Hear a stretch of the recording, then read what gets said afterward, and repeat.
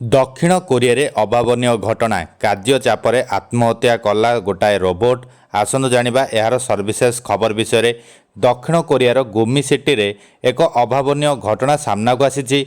जड़े रोबोट कर्मचारी प्रबल कार्य चापरे अतिष्ठ होई आत्महत्या करने घटना देशव्यापी वितर्क सृष्टि करिछि। दक्षिण कोरियार गुमी सिटी काउंसिल रे उक्त रोबोट जड़े प्रशासनिक कर्मचारी भावे दायित्व तुलाउथिला। एबे एहा आत्महत्या करिबा परे एही घटना को देशर प्रथम रोबोट आत्महत्या बोली जातीय स्तर रे चर्चा हेउछि। गतकाली अपराह्न प्राय 4टा बेले एही घटना घटिबा परे एहाकु सिटी काउंसिल अति गंभीरतार सह ग्रहण करिसंती। प्रत्यक्षदर्शी माने वर्णना करिसंती जे रोबोटटी अति अजब आचरण करुथिला एवं एणे तेणे घूरी बुलिबा परे निजकु अचल करिबा आरंभ करिथिला। एहा परे रोबोटटी खंड खंड होई भांगी पड़िथिला। रोबोट खंड गुड़िकु विश्लेषण पई संग्रह करा जायछि।